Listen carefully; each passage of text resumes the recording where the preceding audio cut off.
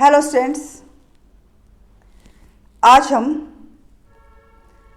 Lesson मेरे संग की औरतें के क्वेश्चन आंसर करेंगे। इस पाठ की लेखिका हैं मृदुला गर्ग। मैंने अपने प्रीवियस वीडियो में आपको इसका सार करवाया था, समरी करवाई थी। मुझे आशा है आपको वो समझ में आ गई होगी और लेसन पढ़ने के बाद आपको ये लेसन भी क्लियर हो गया होगा। तो आज हम इसके क्वेश्चन आंसर करते हैं। हमारा फर्स्ट क्वेश्चन है, लेखिका ने अपनी नानी को कभी भी नहीं देखा, फिर भी उसके व्यक्तित्व से वे क्यों प्रभावित थी? उनको देखा नहीं लेकिन फिर भी इतनी प्रभावित थी, ऐसा कैसे? उत्तर, लेखिका ने अपनी नानी को कभी नहीं देखा था, किंतु उनके बारे में सुना अवश्य था। घर के लोगों से उनके बारे में बातें की जाती थी तो सुनती थी, इसलिए उनसे वो काफ़ी प्रभावित थी। उसने सुना था कि उसकी नानी ने अपने जीवन के अंतिम दिनों में उन्होंने प्रसिद्ध क्रांतिकारी प्यारेलाल शर्मा से भेंट की थी, और ये प्यारेलाल शर्मा इसके नाना जी के दोस्त थे। उस भेंट में उन्होंने ये इच्छा प्रकट की थी कि वे अपनी बेटी की शादी किसी क्रांतिकारी से करवाना चाहती है, अंग्रेजों के किसी भगत से नहीं। उनकी इस इच्छा में देश की स्वतंत्रता की पवित्र भावना थी। यह भावना बहुत सच्ची थी, उनमें साहस था। जीवन भर पर्दे में रहकर भी उन्होंने किसी पर पुरुष से मिलने की हिम्मत की, जबकि घर के लोग कहते थे, जब नानी ने कहा कि मैंने प्यारेलाल जी से बात करनी है, तो सब हैरान हो गए कि जिस औरत ने अपने पति से भी खुलकर बात ना की हो, वो पति के दोस्त से क्या बात करना चाहती है। लेकिन समय की कमी थी, मृत्यु नज़दीक थी, तो सभी घर वालों ने यही सोचा कि जल्दी से ये मुलाकात करवा दी जाए। तब इन्होंने, नानी ने उनसे मुलाकात की थी। तो इससे उनके साहसी व्यक्तित्व और मन में सुलगती स्वतंत्रता की भावना का पता चलता है। लेखिका इन्हीं गुणों के कारण उनका सम्मान करती है। तो हमारा ये फर्स्ट क्वेश्चन था। सेकंड क्वेश्चन है, लेखिका की नानी की आज़ादी के आंदोलन में किस प्रकार की भागीदारी रही? वैसे तो काफ़ी पॉइंट जो मैंने ये क्वेश्चन करवाया है उसमें से भी बनते हैं। उत्तर, लेखिका की नानी आज़ादी के आंदोलन में खुलकर भाग न ले सकी। उनकी परिस्थितियाँ ऐसी नहीं थी कि वह खुलकर आंदोलनों में भाग ले सके, परंतु उसने स्वतंत्रता की भावना को मन ही मन पनपने दिया। उसने कभी अंग्रेजियत को स्वीकारा नहीं, जबकि उसके पति अंग्रेजों के भक्त थे। फिर भी उन्होंने कभी भी अंग्रेजों की शैली अपनाई नहीं, उनकी जीवन शैली अंग्रेजी अपनाई नहीं, हिंदुस्तानी की तरह ही रही और वो पर्दानशी ही रही। लेकिन अपने पति के से मतलब कि कभी कोई ऐसा मनमुटाव भी नहीं किया, और कभी भी उनको ऐसे भी नहीं कहा कि आप उनकी शैली को छोड़ दो, अंग्रेजों की जीवन शैली छोड़ दो। उसने सबसे बड़ा योगदान यह किया कि अपनी संतान को अंग्रेज भक्तों के शिकंजे से मुक्त करा लिया। उसने अपनी बेटी की शादी एक क्रांतिकारी से करा दी, ताकि उसकी बेटी और उसके बच्चे देश के लिए कुछ कर सकें। इस घटना से क्रांतिकारियों को जो उत्साह मिला होगा, उसकी कल्पना ही की जा सकती है। थर्ड क्वेश्चन है, लेखिका की माँ परंपरा का निर्वाह न करते हुए भी सबके दिलों पर राज करती थी। इस कथन के आलोक में इसके दो पार्ट हैं। क पार्ट है, लेखिका की माँ की विशेषताएं लिखिए, कि उनके स्वभाव के बारे में बताओ। तो लेखिका कि माँ की विशेषताएं कौन कौन सी है? जो पहला पार्ट है, लेखिका की माँ की स्थितियाँ और व्यक्तित्व दोनों असाधारण थे। उनके व्यक्तित्व की सबसे बड़ी विशेषता यह थी कि वे स्वतंत्रता आंदोलन के लिए काम करती थी। उनकी सोच मौलिक थी। लेखिका के शब्दों में वह खुद अपने तरीके से, ये वर्ड उसने यूज़ किया हुआ है, आज़ादी के जुनून को निभाती थी। इस विशेषता के कारण घर भर के लोग उसका आदर करते थे। कोई उनसे घर गृहस्थी का काम नहीं करवाता था। उनका व्यक्तित्व ऐसा प्रभावी था कि ठोस कामों के बारे में या कोई ऐसे राय लेनी हो तो उनसे राय ली जाती थी और उनकी राय को पत्थर की लकीर मानकर निभाया भी जाता था। लेखिका की माँ का सारा समय किताबें पढ़ने, साहित्य चर्चा करने और संगीत सुनने में बीतता था। वे कभी बच्चों के साथ लाड प्यार भी नहीं करती थी। उनके मान सम्मान के दो कारण थे, जिस कारण कि लोग जो हैं उनकी रिस्पेक्ट करते थे। घर में भी उनका आदर किया जाता था। पहला पॉइंट है, वे कभी झूठ नहीं बोलती थी, और दूसरा, वे एक ही गोपनीय बात दूसरों से नहीं करती थी कि इधर की बात उधर ऐसा नहीं करती थी। किसी ने अगर कोई बात कर ली तो वो अपने मन में ही रखती थी। ये थर्ड क्वेश्चन का पार्ट है। इस क्वेश्चन के आधार पर हमें एक और भी बताना है एक क्वेश्चन का आंसर, कि लेखिका की दादी के घर का माहौल का शब्द चित्र अंकित कीजिए। कि दादी के घर का माहौल कैसे था, कैसे किस प्रकार के लोग थे। लेखिका की दादी के घर में विचित्र विरोधों का संगम था। परदादी लीक से परे हटकर थी। वे चाहती थी कि उनकी पतोहू को होने वाली पहली संतान कन्या हो। उसने यह मन्नत मानकर जग जाहिर भी कर दी थी। इससे घर में अन्य सभी लोग हैरान थे, परंतु लेखिका की दादी ने इस इच्छा को स्वीकार करके होने वाली पोती को खिलाने दुलारने की कल्पनाएं भी कर डाली। लेखिका की माँ तो विचित्र थी। वे घर का काम नहीं करती थी, आज़ादी के आंदोलन में सक्रिय रहती थी। उन्हें पुस्तक पढ़ने, संगीत सुनने और साहित्य चर्चा करने से ही फुर्सत नहीं थी। उनके पति भी क्रांतिकारी थे। वे आर्थिक दृष्टि से समृद्ध नहीं थे।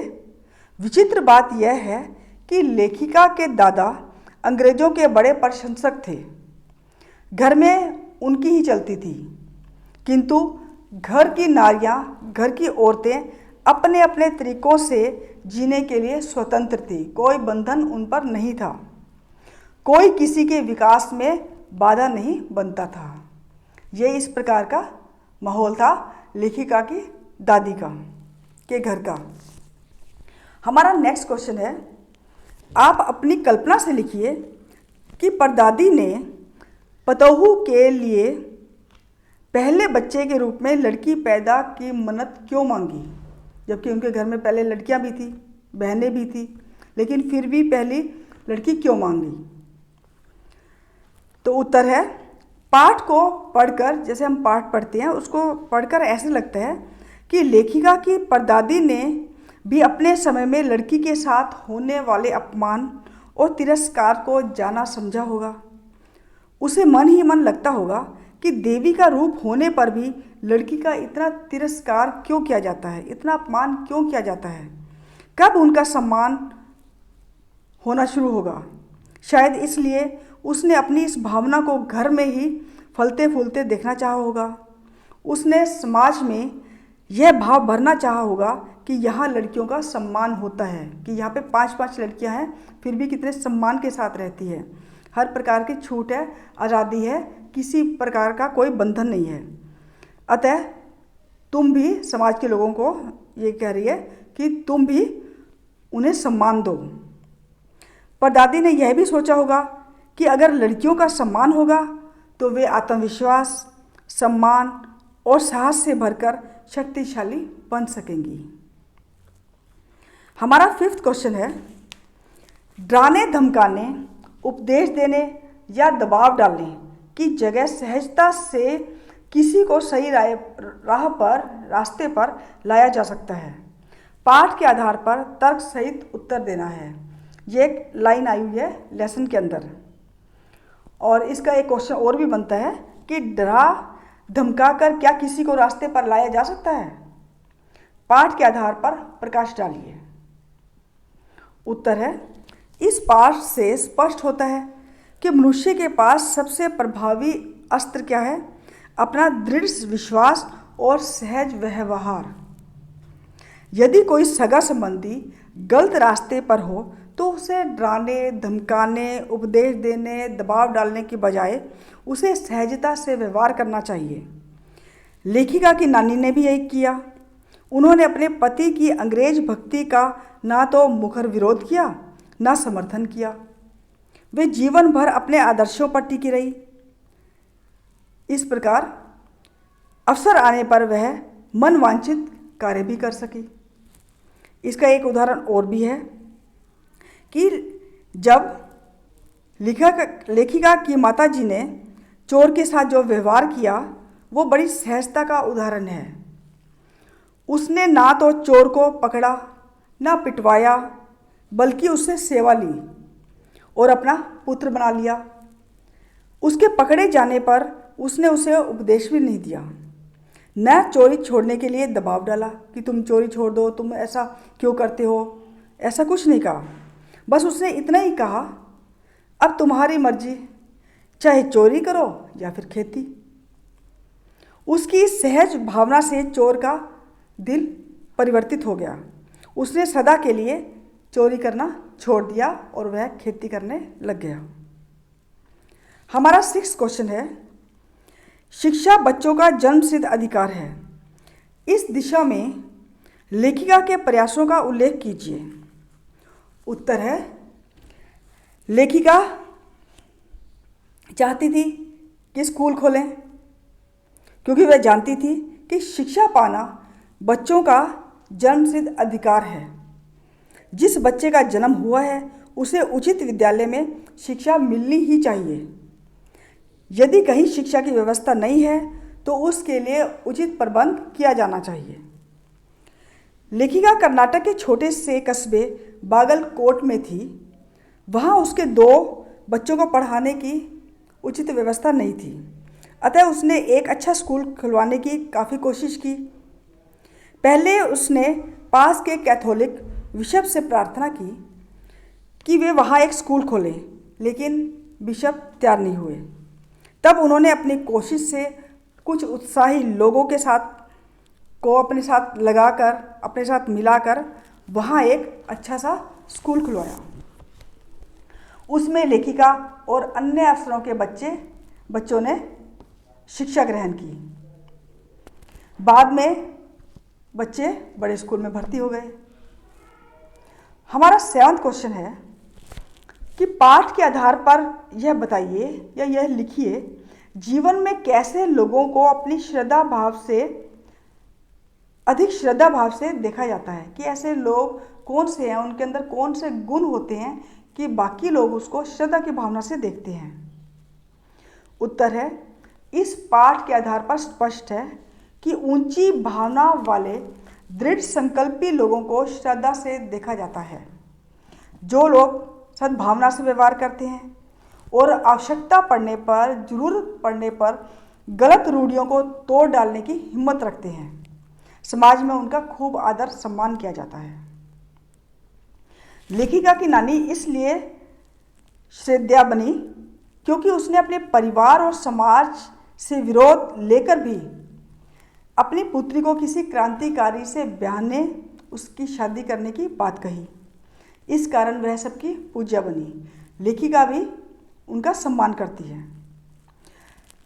और पॉइंट्स के हैं, लेखिका की परदादी इसलिए श्रद्धा बनी कि लोग उसको श्रद्धा की दृष्टि से देखते हैं क्योंकि उसने 2 धोतियों से अलग मतलब ज़्यादा जो है संचय न करने का संकल्प लिया था कि मेरे पास 2 धोतियाँ होंगी, अगर जब 30वीं हो जाएगी तो एक धोती में साड़ी वो दान में दे देगी। और इसके अलावा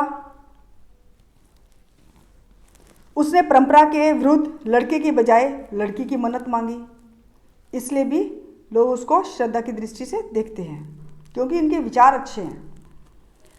और क्या है, लेखिका की माता इसलिए श्रद्धा बनी क्योंकि उसने देश की आज़ादी के लिए कार्य किया, कभी किसी से झूठ नहीं बोला, कभी किसी की गोपनीय बात दूसरों से नहीं कही। इन बातों से लेखिका की माता का सब लोग आदर करते थे। ये सभी व्यक्तित्व सच्चे हैं, लीक से परे हैं तथा दृढ़ निश्चयी हैं। इस कारण इनका सम्मान हुआ, इस पर श्रद्धा प्रकट हो गई। तो ऐसे गुण होने के कारण जो ऐसे इंसानों को लोग श्रद्धा के भाव से देखते हैं।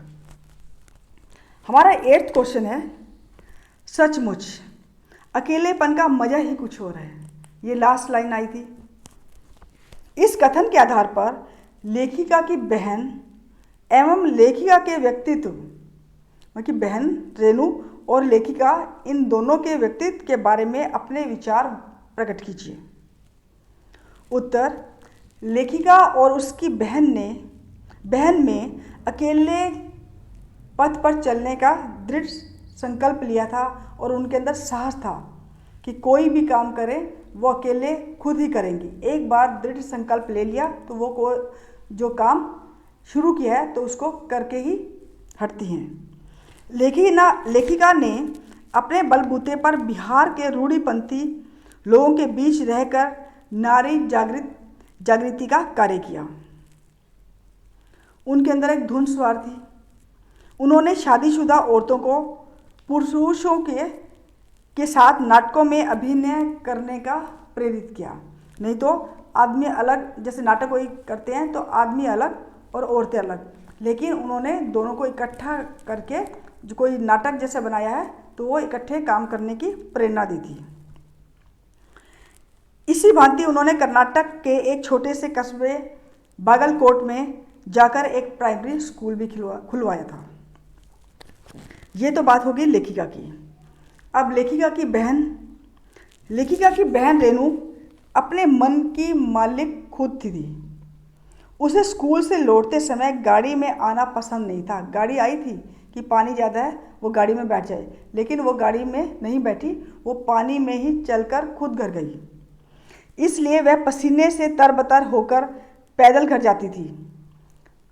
जब भी कभी स्कूल भी जाना हो, अगर गर्मी हो तो भी वो गाड़ी में नहीं बैठती थी, अपने आप पैदल जाती थी, चाहे कितनी ही गर्मी हो। इसी प्रकार बीए की परीक्षा पास करने में उनकी कोई रुचि नहीं थी। उसने सभी से यह प्रश्न किया, आखिर बीए की डिग्री से क्या मिल जाएगा? संतोषजनक उत्तर ना मिलने की स्थिति में उसने पेपर देने में भी खूब आनाकानी की। भीषण बरसात वाले दिन उनका अकेले स्कूल में जाना यह प्रमाणित करता है कि वह अकेले राह पर चलना पसंद करती है, वह अकेले रास्ते में चलना चाहती है। ये दोनों व्यक्तित्व मौलिक थे, ये स्वतंत्र सोच रखते थे। वे लीक पीटने वाले पोंगापंथी लोग नहीं थे कि लेखिका और उसकी बहन। वे विचारवान थे और अपनी राह पर स्वयं चलने की हिम्मत रखते थे कि कोई भी काम करो तो अपने दम पर करो। हर एक बार काम करने की ठान ली तो वो करके ही पूरा करो। तो ये क्वेश्चन इस लेसन के थे। मुझे आशा है आपको ये प्रश्न उत्तर समझ में आ गए होंगे। अगर फिर भी कोई प्रॉब्लम हो तो आप मेरे व्हाट्सएप नंबर पर मुझसे कांटेक्ट कर सकते हैं या कमेंट बॉक्स में जाकर आप क्वेश्चन पूछ सकते हैं। Thank you and have a nice day.